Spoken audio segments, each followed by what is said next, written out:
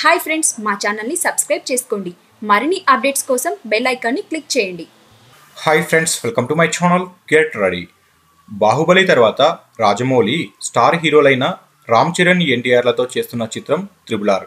ఈ చిత్రంపై ప్రారంభం నుండే భారీ అంచనాలు నెలకొని ఉన్నాయి.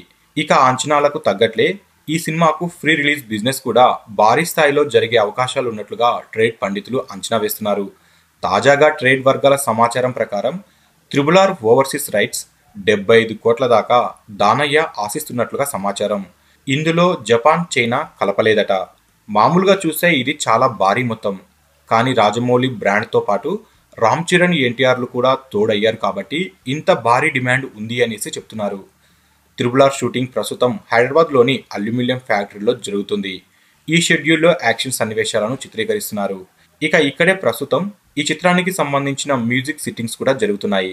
ఈ విషయాన్ని స్వయంగా ఎంఎం కీరవాణి గారు ట్వీట్ చేసిన విషయం తెలిసిందే. ఇక బాలీవుడ్ స్టార్ హీరోయిన్ ఆలియా భట్ ఒక కథానాయికగా సెలెక్ట్ అయ్యింది అనేసి వార్తలు వస్తున్న విషయం తెలిసిందే కదా. ఇక భారీ బడ్జెట్తో పీరియాడికల్ బ్యాక్డ్రాప్లో డివివి దానయ్య ఈ చిత్రాన్ని నిర్మిస్తున్నారు. ఈ చిత్రాన్ని వచ్చే ఏడాది సంక్రాంతికి విడుదల చేసేలా సన్నాహాలు చేస్తున్నట్లుగా సమాచారం. ఇక త్వరలోనే చిత్ర బృందం 3వ షెడ్యూల్ కోసం కలకత్తా వెళ్లబోతున్నట్లుగా సమాచారం. ఇక ఈ 3వ షెడ్యూల్లో రామ్ చరణ్, ఎన్టీఆర్ ఇద్దరూ కలిసి పాల్గొనబోతున్నట్లుగా సమాచారం.